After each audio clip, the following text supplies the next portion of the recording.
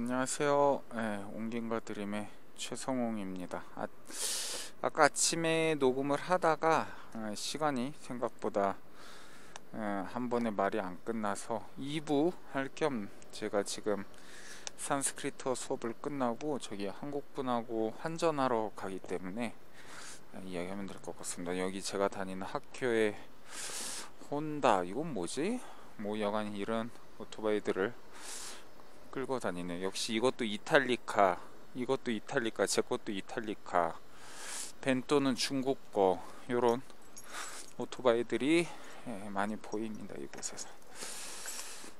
자, 아침에 이야기했던 것을 제목을 이제 붙였는데, 늦가기 공부의 괴로움과 즐거움이라고 이름을 붙였고, 그래서 첫 번째 아침에 했던 것을 절망편이라고 해서, 좀 공부하는 게 마냥 쉽지가 않다, 각자 노화라는 게 일어나면서 젊었을 적에 비해서 사실은 생각보다 쉬운 일이 아니다, 그런 일들을 이야기를 했었고요.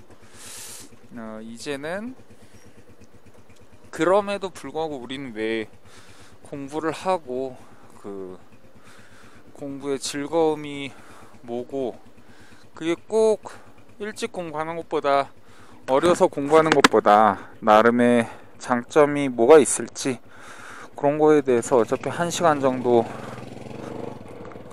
걸리니까 알아보면서 가도록 하겠습니다.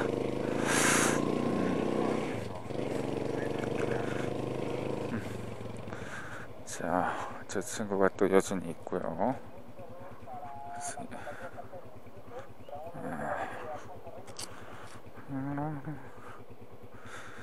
친구 좀 얼굴은 딱딱해 보이는데 사람은 나쁘지 않은 것 같습니다. 일단 이걸 이렇게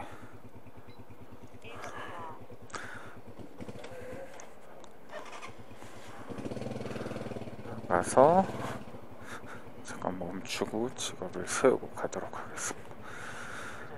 네, 이야기 하다 보니까 공부하는 게 힘들다, 빡세다, 몸이 너무 한계가 있어서 공부하기가 쉽지 않다, 이런 말들을 했었는데, 그럼에도 불구하고 저보다도 더 나이 들어서 제게 배우는 분들 중에 성실하게 공부하시는 분들이 꽤 있고, 저 역시도 사실 아까 잠깐 말씀드렸지만 산스크리트 공부가 제가 평생 한 언어 학습 중에 적어도 정말로 문법을 배우고 학습하는 걸 기준으로 하면 제일 어려운 것 같거든요. 글자부터 발음과 문법 체계마저, 뭐 고정 그리스 해보신 분들 그게 왜 어려운지 아시겠지만 라틴어보다 한 3배 어렵죠. 그런데 고정 그리스어 사요나라 시키면 됩니다. 저리 가라 할 정도로 산스크리트어가 확실히 부담이 많은 언어입니다. 그래서 그런 것들을 알아두시면 좋은데, 근데 그러면 제가 과연 우리 반에서 산스크리트 공부를 제일 못하고 있냐라고 하면 또 그건 아니라는 거죠. 그건 어떻게 그럴 수 있는지, 공부를 어떻게 하면 좋은지, 그리고 뭐가 즐거운지, 이 시대에 좀 웃긴 거죠. 산스크리트어를 굳이 왜 배우지? 뭐 제가 뭐 불교 신자도 아니고, 저야말로 뭐 요가에 관심 있는 것도 아니고, 산스크리트어 그냥 배운다고 인터넷 찾아보면 그냥 요가 하는 사람들이 괜히라고 하면 좀 그런가, 약간 멋있어 보이려고 요가로, 제가 이거 배운다고 하니까 제 수업 오래전에 들었던 제자도 자기 요가 할 때 그거 산스크리트어로 노래 부른다고 뭐 그런 거 저에게 보내주고 했는데, 뭐 그런 것도 아주 중요한 계기로 재밌게 배울 수 있죠. 그런데 그게 아니고 뭐 인도 유럽 철학에 뭐 고전 철학이나 문학에 관심이 있는 것도 아닌 제 입장에서 산스크리트어를 굳이 배워봤자 내가 산스크리트어 뭐 최고 전공자, 지금 선생만큼 할 수 있는 상황도 아니고, 근데 왜 배우지 굳이? 라고 했을 때, 일단 두 가지로 나눠서 얘기해보죠. 처음에는 이 나이에 배우기 때문에 더 좋을 수 있는 거에 대해서 얘기해 보도록 하겠습니다. 어려서 배우면은 이게 그러니까 흔히 말해서 짬바가 부족할 수 있습니다. 지금 제가 일부 절망편에서 말씀드린 것처럼 20대 젊은 친구도 산스크리트 하면서 진짜 거의 울먹이고 있거든요. 너무 힘들다고. 그만큼 이게 아무리 젊고 머리가 핑핑 돌아가고 체력이 좋아도 감당하기 힘든 언어입니다. 그만큼 그러니까 자기가 공부를 생각해보세요. 딴 언어는 알파벳 같은 거 하루 공부하면 적어도 알파벳은 우리가 하는데 문제가 없잖아요. 근데 산스크리트어 거의 3주간 매일마다 공부해서 3주 만에 거의 알파벳을 뗐어. 그것도 아직 제대로 우리 다 자연스럽게 못 읽음. 거기도 웃겨. 그런데 그렇게 해서 이제 동사 시제 들어가는데 동사 시제의 변화를 배울 때 예를 들면 생각해 보자고.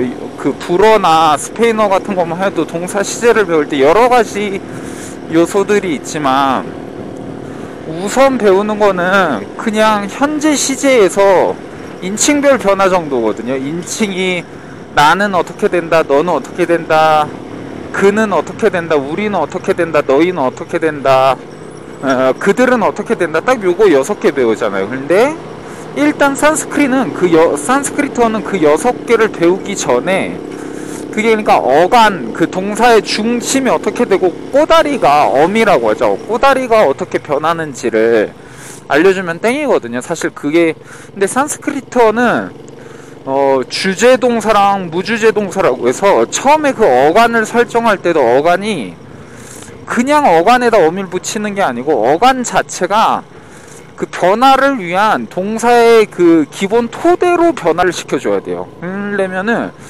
그 변화 토대가 되는 음성학적 그 규칙을 이해를 해야 돼요. 그게 아니면 변화가 일단 안 돼요. 그래서 그 규칙을 이해할 때 그 모음이 어떻게 변화되고 뭐 브르디가 어떻게 되고 산디가 어떻게 되고 뭐 저도 몰라요 아직. 여간 그런 것들을 배워. 아직도 이해가 안 돼. 근데 그걸 배우고 거기에 맞춰서 동사 그룹이 동사 그룹 불어 몇 개 있습니까? 그 남들 어렵다고 하는 불어. 심지어 제 전공 언어죠. 불어 1군 규칙동사, 2군 규칙동사, 3군 불규칙동사. 그룹 3개 나누거든요. 산스크리트어 놀라지 마시라. 그룹 10개로 나눕니다. 그 10개로 나누는 동사의 현재 능동태를 배우기 위해서 이미 어감 변화를 따로따로 그 어감 변화가 10개 동사가 다 똑같은 그 의문 변화로 되지도 않아. 그래서 어감 변화 규칙을 일단 1그룹 동사 거를 배우고 그 다음에 그 뒤에 인칭별 어미 변화를 배워. 아이 뭐 그 정도 할만하네 그러죠. 근데 인칭별도 우리는 1인칭 단수 복수하면 나와 우리, 너와 너희, 그와 그들만 배우잖아요. 산스크리트어에서는요 성의 개념이 히라보도 있지만 사실상 잘 안 쓰는데 산스크리트어에서는 쌍수라고 하는 개념을 단수, 쌍수, 복수에 대한 개념을 명확하게 구분해서 씁니다. 쌍수가 뭐냐면 그러니까 보통 옛날 그 서사시 같은 거 보면 그 둘은 서로에게 검을 맞대었다 이럴 때도 쓰고 눈이나 팔이나 그죠?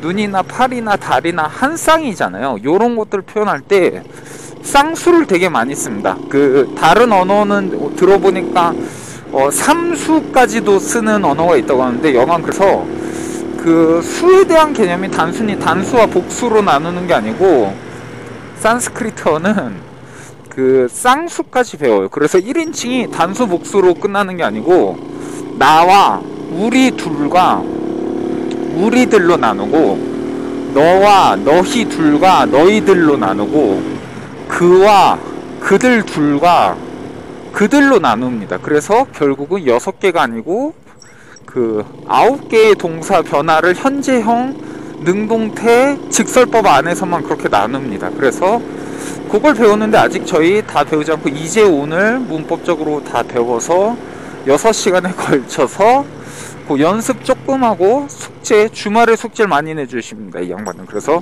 주말 숙제로 그 변화들 다 써오라는 걸 받았습니다. 그렇기 때문에 이거를 해도 이걸 진짜 끝이 보이나라고 할 때 히라버 같은 경우는 뭐 사람마다 속도의 차이가 있겠지만 저는 1년에서 아리스토텔레스 시약이랑 오디세이를, 호메로스의 오디세이를 여간 뭐 선생이 지도하이긴 했지만 제가 사전 찾아가면서 읽었거든요. 근데 산스크리트어는 2년 내내 요 직거리를 쭉 해야지만 이제 문법의 기본 전반을 끝낼 수 있는 겁니다. 예, 그렇게 하기 때문에 기본 배워야 되는 문법의 양이 어마어마하게 방대해요. 근데 이런 고전의 아주 난해한 언어를 젊어서 배워도 그런 거예요. 산을 자기가 어떤 산이든 간에 한 번 올라가 본 산은 체력의 문제가 아니고 정신의 문제로, 아 내가 이쯤에서 돌 많이 나오겠네, 이쯤에서 갑자기 산 지형 험해지네, 좀 체력 비축해야지, 자기가 공부를 할 때 머릿속에서 안배를 하면서 갈 수가 있잖아요. 심지어 그게 꼭 공부가 아닌 걸 했던 사람이어도 마라톤 같은 걸 하는 사람이거나 그 공기를 잘 읽을 줄 아는 사람이면, 아 지금은 요 정도에서 아직은 이런 배우는 법칙을 다 무조건 미친듯이 필사적으로 하는 게 아니고 여기선 좀 힘을 빼고 자연스럽게 요걸 배우면 요거는 뭐 지금 억지로 미친듯이 안 외워도 자연스럽게 몸에 있겠네, 요런 것들을 알고 본다라는 거죠. 특히 저는 이제 라틴어와 히라버는 물론 여러 인도 유럽어들, 오 이 차 엄청 크네요. 오 뭐야 멋있네. 여러 히라버들을 이미 오래 했기 때문에, 인도 유럽어는 왜 인도 유럽어라고 하냐면은 그 골격이 다 똑같거든요. 결국은 아무리 더 어렵고 그러긴 해도. 그렇기 때문에 아 지금 내가 배우는 게 전체 마라톤 과정에 어디에 있는 거구나, 이걸 지금 저 선생이 말을 하는 이유는 이 다음에 요쪽으로 대화를 끌어가고 요 다음에 요런 것들을 알려주기 위해서 지금 말을 잇고 있구나, 요것을 이제 저는 알고 있다라는 거죠. 그렇기 때문에 저나 그 언어학 박사인 친구는 이게 똑같이 그 외우는 거 못하고 그래도 이 플로우를 아니까 여유가 있다라는 거죠. 그걸 선생도 알고. 그래서 조금씩 제가 아무리 그 젊은 친구보다 체력이 안 좋고 3시간 하면, 저는 아까도 지금 끝나자마자 안정제랑 아스피린 먹었거든요. 몸이 받쳐주질 못해요. 진짜 3시간 공부하면은 뇌가 이제 더 이상 이 공황장애나 이런 것 때문에 받쳐주질 못하지만 오히려 그런 것들을 알고 짬바로 배우니까 공부가 가능하다라는 거죠. 그래서 나이가 들고 경험이 있다라는 거는 그만큼 그 경험을 걸고 전체에다가 적용시킬 수 있는 자기만의 노하우가, 물론 그 노하우가 언제나 맞는 것도 아니지만 적용을 하다 보면 아예 없는 것보다는 오히려 그 자기가 갖고 있는 노하우를 너무 강력하게 믿어서 편견 덩어리가 되면 그것도 문제지만, 그게 아닌 이상은 오히려 공부에 훨씬 도움이 될 수 있다. 자기가 이미 어떠한 분야에서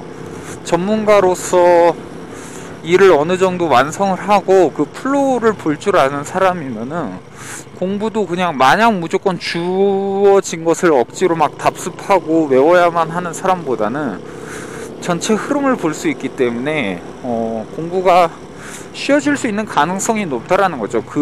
다만 뭐 아무리 오래 살았고 전문가의 직책을 맡고 있어도 그렇다고 정말 전체를 보는 눈이 생긴 사람이냐는 모르겠습니다. 그거는 뭐 저도 안 생겼을 수도 있고 사람마다 그 기준점은 다르기 때문에 그게 뭐가 좋다라고는 말을 할 수 없지만, 그럼에도 불구하고 흔히 짬바를 무시 못한다라고 하는 거는 어떤 분야든 한 분야의 집대성을 한 사람이면은 다른 분야에 대한 어느 정도의 적용은 충분히 생각해 볼 수 있습니다. 그리고 단순히 공부 짬바라는 게 딴 게 아니고 그만큼 실패와 좌절과 그 번민을 많이 했다라는 거죠. 20대는 지금 저한테 배우는 친구 중에도 파리 유학 가서 있는 친구나 공부 되게 잘하는 친구들 많거든요. 유학 가서 훌륭한 미대에 가기도 하고 언어학을 하기도 하고 저기 오래 배운 친구들이 있는데, 근데 그 친구들이 다 저보다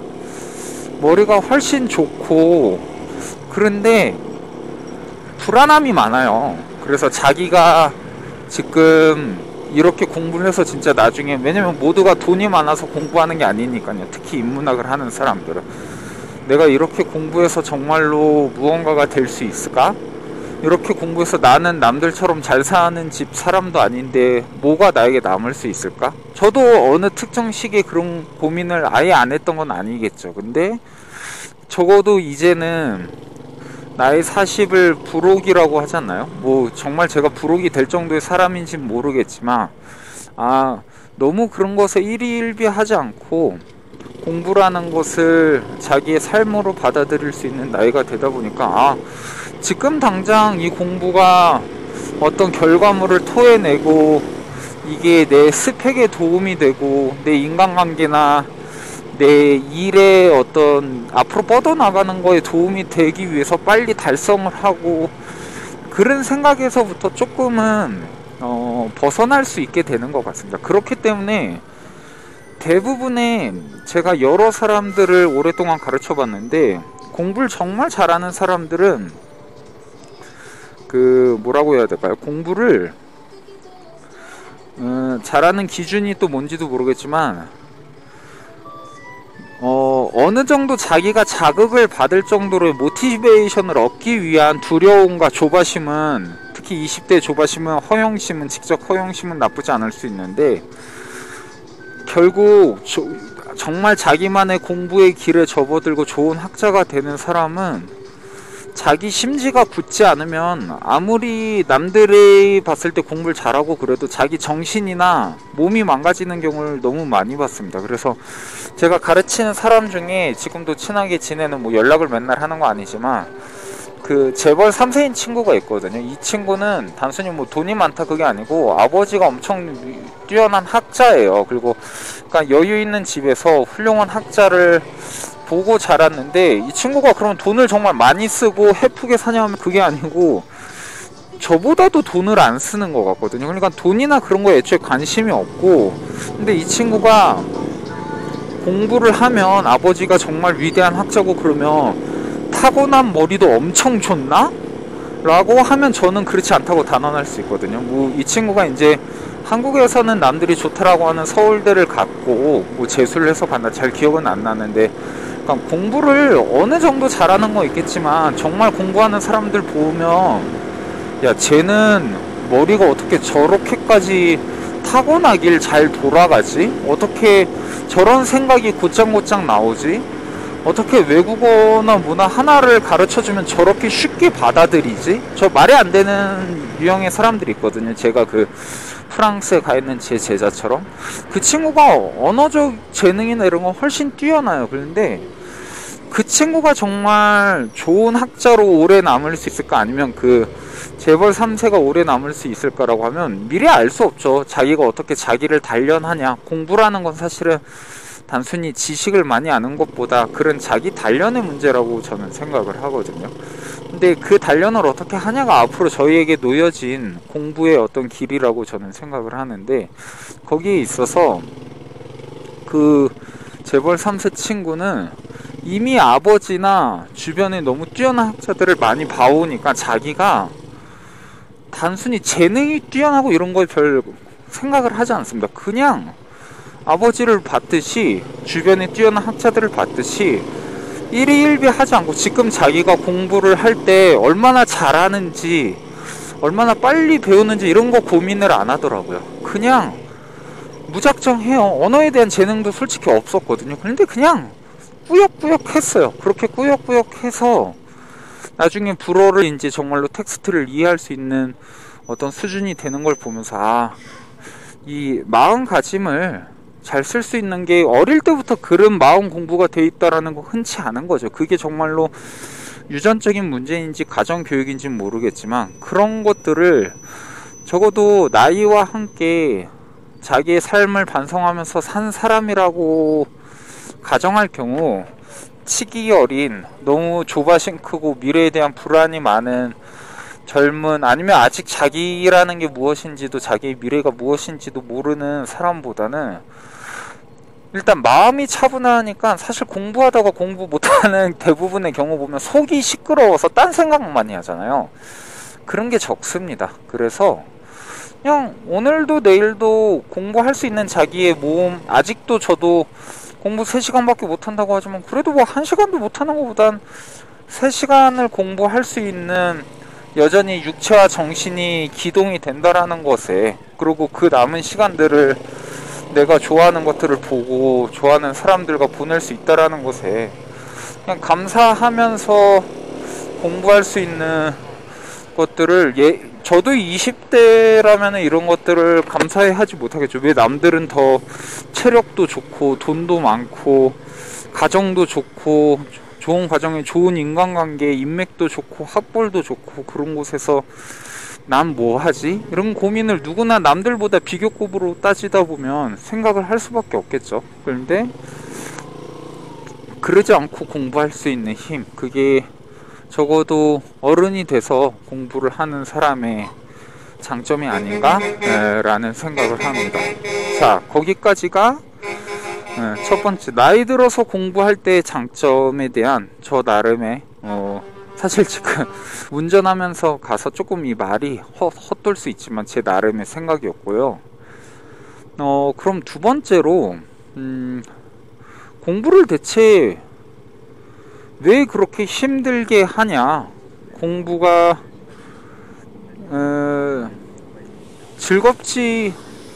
공부를 어떻게 하면 즐겁게 할 수 있을까? 공부는 왜 괴로운 걸까? 거기에 대해서도 잠깐 말을 해볼까 합니다. 일단 공부 괴롭죠. 공부 괴롭습니다.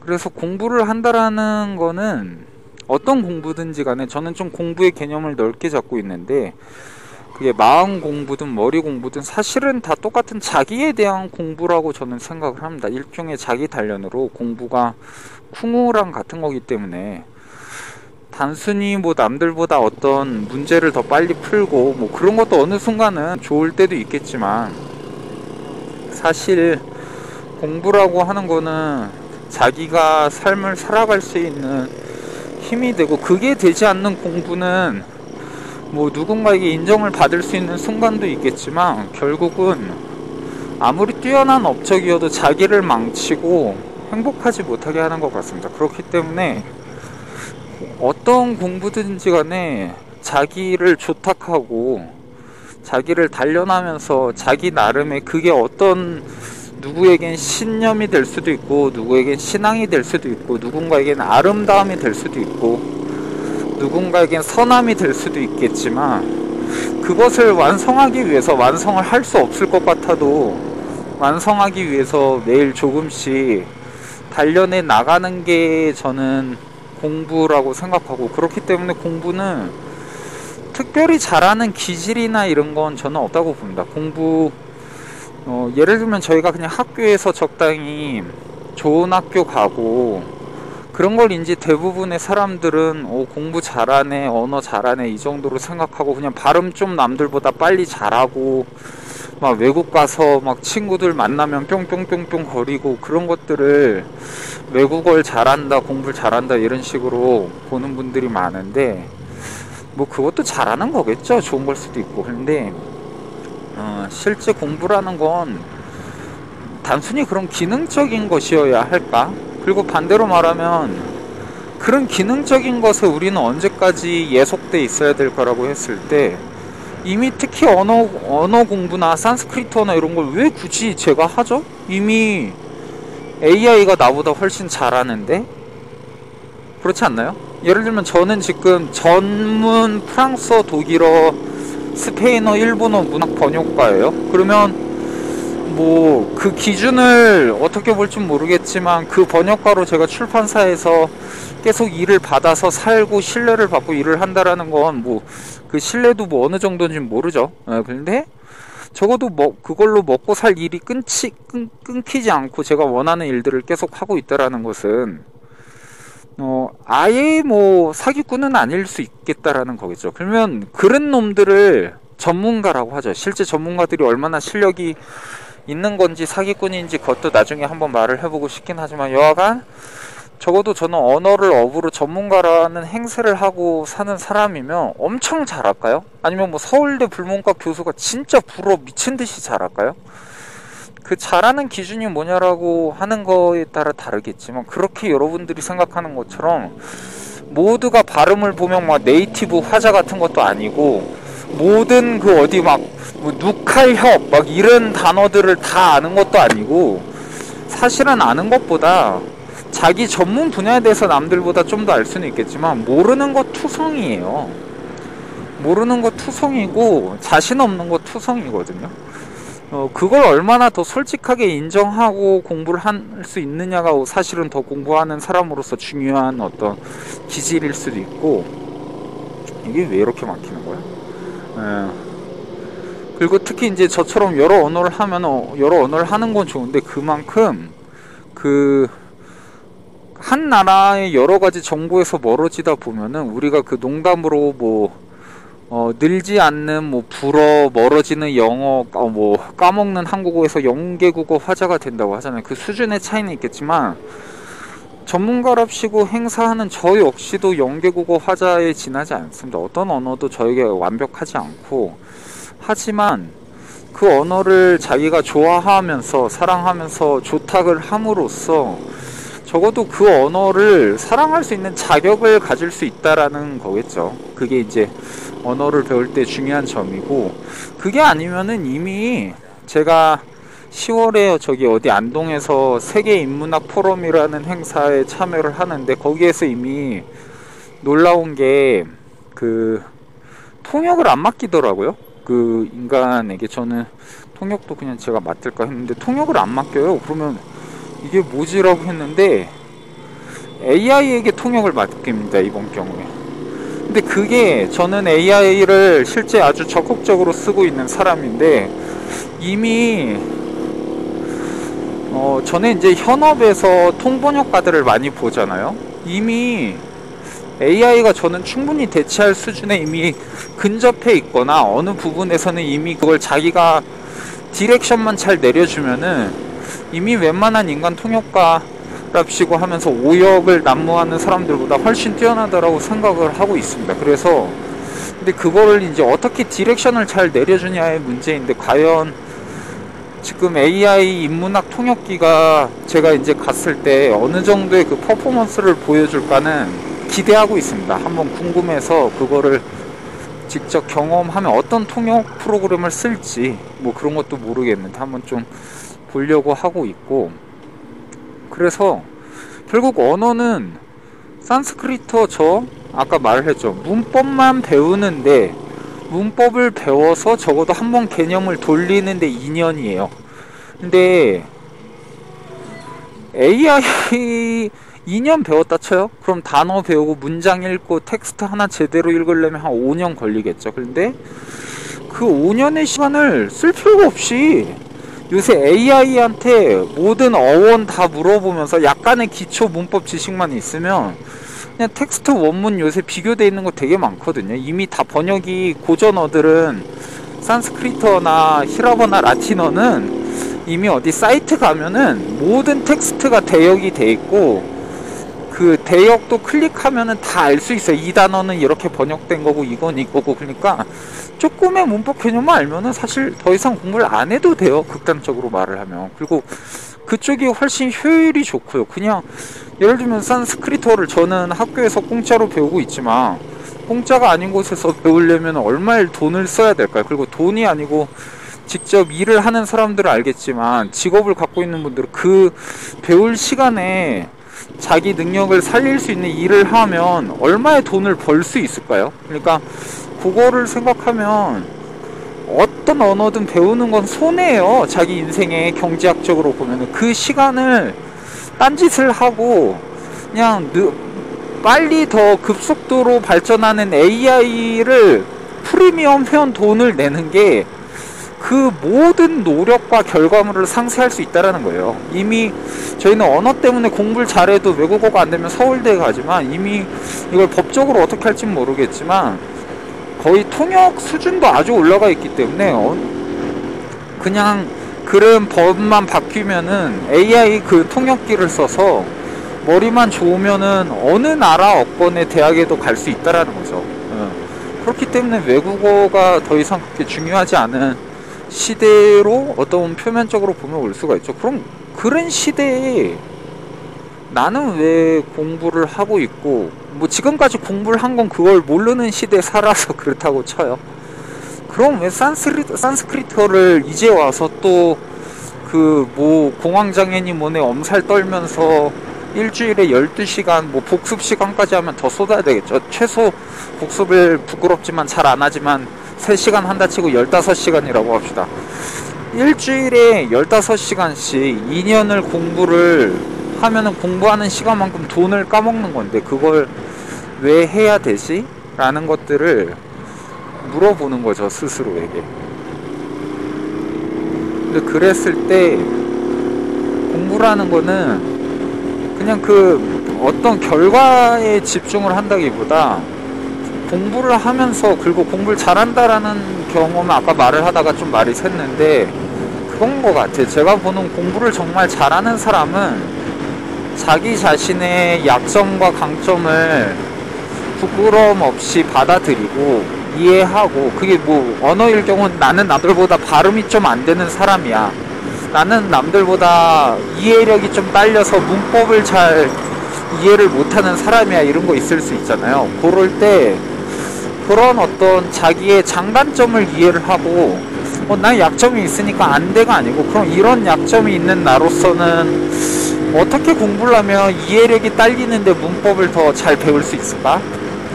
나는 음악성이 떨어지는데 어떻게 하면 남들과 똑같이 그냥 발음 따라하고 이러면 전혀 늘지가 않는데 그 발음을 잘하게 될 수 있을까? 발음의 한계를, 외국인을 정말 뛰어넘을 수 있을까? 그런 고민을 하는 것 자체가 사실은 근해 공식을 외웠다보다 훨씬 더 중요한 공부인 것 같거든요. 그렇게 해서 자기 공부가 점점 자기만의 공부 체계를 만들고 공부법을 완성시키는 게 공부를 하는 사람으로서의 자세지, 그냥 주어진 어떤 학습 체계에서 그냥 그 체계에 어울리는 운 좋게 태어나서 그냥 외우는 거 잘하고 적당히 이해하는 거 잘해서 좋은 대학을 잘 갔다까지가 공부가 아니고, 자기만의 방식으로 남에 의해서 주어진 체계가 아니고 자기 스스로가 하나의 체계를 만들면서 공부를 이어갈 수 있는 사람이 진정으로 공부를 하는 사람이 아닌가, 그게 진정한 학자가 아닌가라고 저는 생각을 하고, 그런 것을 할 때 제가 산스크리트를 배우는 여러 가지 이유가 있지만, 산스크리트어는 그럼 어떻게 하면 나를 자세히 알지? 나의 모자란 점을 어떻게 알지라고 했을 때 바로 거기에 대한 실마리가 되줄 수 있습니다. 언어라는 거는 내가 갖고 있는 모국어마저도 우리는 이해를 못하고 배우는데, 이 언어학이라는 거는 문법이랑 사실 뗄 수가 없지만 결국은 몸으로 치면은 진정한 발레리나가 되고 그러면 우리 누구나 걸을 수 있죠. 누구나 뛸 수 있죠. 적당히 누구나 그냥 달릴 수 있고 누구나 길 수 있는데, 가장 달리기를 잘하는 사람이나 가장 발레의 손의 선을 아름답게 쓰는 사람들은 의식적이든 무의식적이든 간에, 아니면 저는 성악가 친구들이 많아서 알지만 성악을 정말 잘하는 사람들이면 자기의 목의 근육과 위치와, 남들은 제가 지금 뭐 말을 할 때 저도 성대를 좀 잡아서 말을 해서 목소리가 그렇게 듣기 좋은 목소리가 아닌 걸 알고 있습니다. 거기에 비염까지 있고 때문에. 근데 그걸 알아도 저는 뭐 크게 고칠 마음은 없는 게, 뭐 내가 성악가 될 것도 아니니까 자기와의 그 시간에 딴 타협을 하는 거죠. 그 시간에 밥을 한 끼를 더 맛있는 걸 먹기 때문에. 근데 진짜 음악을 남들이 보지 못하는 곳까지 보면서 아름다운 자기만의 음악을 완성시키고 싶은 마음이 있는 사람이라면, 그래 남들은 보지 못하는 모든 기관들을 분해해서 이해를 하면은 절대적인 어떤 그 공부에 좋은, 자기도 인지하지 못한 것들을 알 수 있는 훌륭한 힘이 되거든요. 언어나 생각이라는 것도 결국은 우리는 생각이라는 걸 말을 통해서 하기 때문에, 산스크리트어를 배우면 좋은 점이 아까 말을 했듯이 고대 인도 유럽어는 현대 영어, 불어 이런 것보다 훨씬 더 문법 체계가 정교하고 그 시간에 대한 개념이나 이런 것들이 지금처럼 세계화가 돼 있어서 똑같이 과거, 현재, 미래가 당연히 있다라고 생각하는, 물론 이제 아인슈타인 아저씨나 이런 것들이 있기 때문에 그게 다가 아닌데라고 아는 사람도 있겠지만, 대부분은 그럼에도 불구하고 우리가 말하는 일상의 시간에서는 과거, 현재, 미래에 대해서 얘기하고 시간을 일직선상으로 말을 하는데, 심지어 산스크리트어는 순환 시간이거든요. 시간이 과거, 현재, 미래가 아니고 순환 시간이에요. 그러니까 시간에 대한 개념을 정말로 상대성 이론 법칙의 시간처럼 이해를 할 수도 있고, 우리가 보고 있는 그냥 의식하지 못하고 이렇다라고 배웠던 모든 것들을 다시 의심할 수 있게 해줍니다. 언어에서 야 이건 당연히 이거잖아가 그 당연했던 부분들이 왜 당연해졌는지, 그 기원이 어떻게 되는 것인지, 그런 것들을 비교해서 보면서 단순히 외국어가 아니고 지금 나에게 사실은 의식하지 못하고 들어있던 언어들, 심지어 산스크리트어는 한국어에 영향을 많이 끼쳤죠. 왜냐면 이게 불교의 언어이기 때문에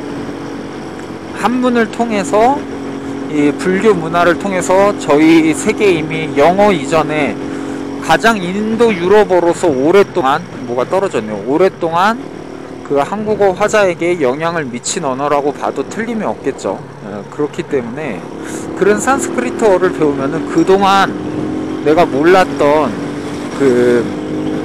오늘 좀 도로를 열심히 말하면서 저도 모르게 열심히 달리고 있네요. 여간 그런 것들을 알 수 있기 때문에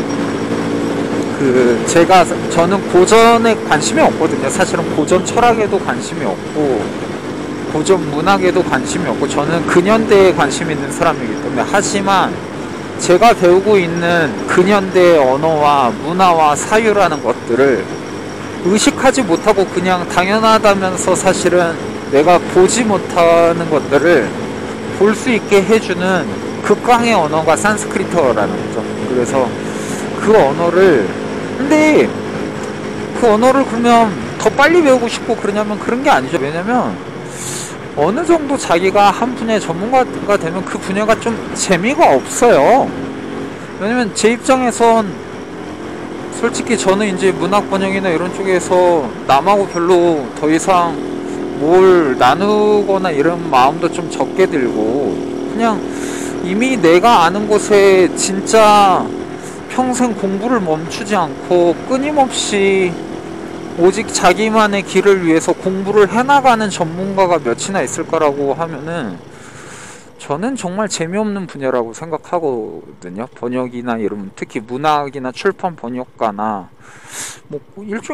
그냥 자기 일의 매너리즘에 빠져서 그냥 적당한 문학성과 감수성을 인문학이라고 포장해서 배우고 있는, 그리고 그걸 생산하고 있는 일들이 과연 그게 지식인가? 그게 진정한 알민가? 이런 것들을 할 때 저는 좀 회의감이 많이 드는 일들이 있는데, 반대로 이렇게 언어를 배우면서도 심지어 언어 전문가라고 표방할 수 있는 제가 이렇게 생판 초짜로서 마냥 즐겁게 아직 내가 온전하게 모르는 것들을 배울 수 있다라는 그 즐거움은, 이제 모르는 것들이 너무 많아서 숨이 막히고 힘들어하는 젊은 사람들은 모르겠지만, 왜냐면 이미 세상 어느 정도 사는 척 하면은 재미없잖아요, 그 세상. 그런데 그 세상을 이미 나는 살고 있는 세상이라고 보는 곳을 전혀 내가 보지 못하던 것들을 그 세상 안에서 끄집어내주고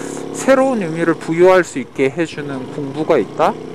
그거는 2년 만에 끝내고 싶은 게 아니고, 바라건대 죽기 전까지 계속 원래는 그걸 할 걸로 저는 히라버를 계속 할 생각을 했었거든요. 근데 모르겠습니다, 이제 앞으로 어떻게 될지. 근데 평생 나를 어느 정도 인간은 자기에게 부담을 걸어줘야지 그게 건강하잖아요. 그러니까 평생 나에게 모르는 무지에 대한 부담을 걸어주면서 새로운 알을 스스로 깨우칠 수 있게 해준다? 그런 언어가 존재한다? 너무 아름다운 일 아닙니까?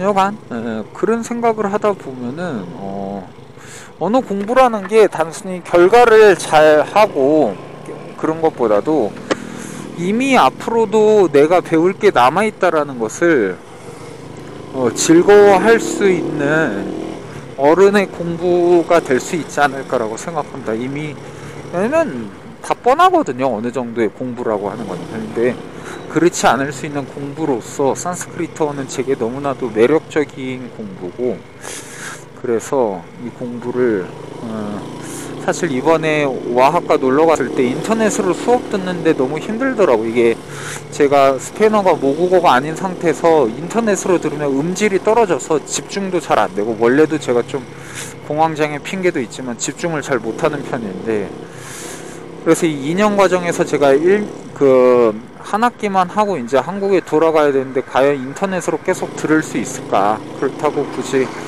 한국에 가서 뭐 인도 철학과를 가야 될까? 뭐 아직 그런 어떤 길을 선택할진 모르겠습니다. 하지만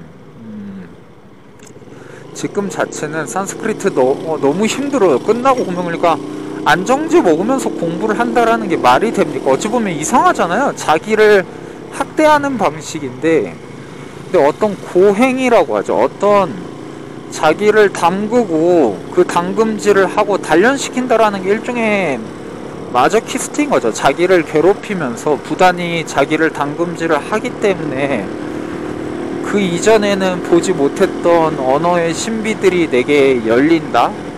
그리고 그 신비는 단순히 객관적으로 추산시킬 수 있는 결과치로 남들에게 알려줄 수 없는 신비가 고대 언어를 배울 때 있기 때문에 그것에 대한 즐거움을 이해를 한다면 공부가 느릴 수 있다라는, 더 느려도 좋을 수 있다라는 것에 대한 것을 알면은, 우리가 생각하는 공부의 괴로움이라는 거는, 저도 괴롭습니다 이렇게 말하면서, 하지만 단순한 괴로움이 아니고 사실은 정말 엄청난 즐거움으로 나아갈 수 있는 길이 아닌가, 그런 생각을 저는 합니다. 그래서 산스크리트어를 이렇게 말하고, 그런데 저도 몸이 피곤하고 그러니까 사실 와하카 갔을 때 좀 고민했어요. 산스크리트어 그냥 내가 그 약간의 정신의 깨달음과 뭐 삶을 더 제대로 이해하고, 좋은데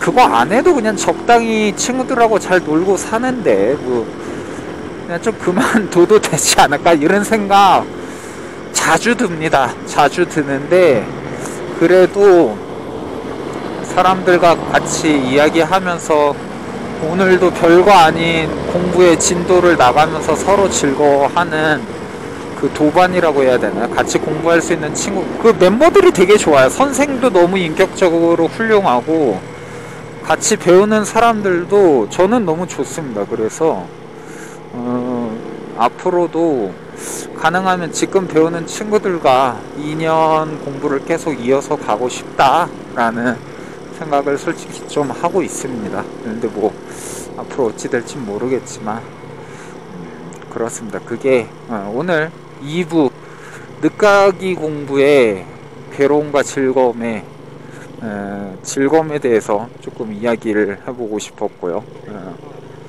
그래서 지금 좀 교차로여서 어려웠지만 어떻게 저렇게 왔습니다.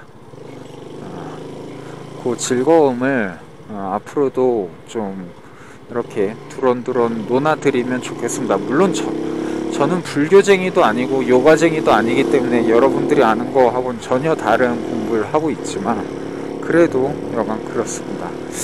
그리고 이 말을 사실 제가 뭐 더 정돈되게 할 수도 있겠지만 못해요. 사실 못하는데, 그래도 할 수도 있겠지만, 제가 애초에 유튜브를 하는 게 누구에게 뭔가 대단한 걸 나누고 싶어서 하는 게 아니고, 제가 오토바이 타가 사고 당할까봐 그냥 오토바이 동영상 녹음하는데 할 일 없어서 그냥 주절주절 떠드는 거거든요. 그래서 그 유튜브도 어차피 우측으로 진출하라고, 유튜브도 어차피 저거예요.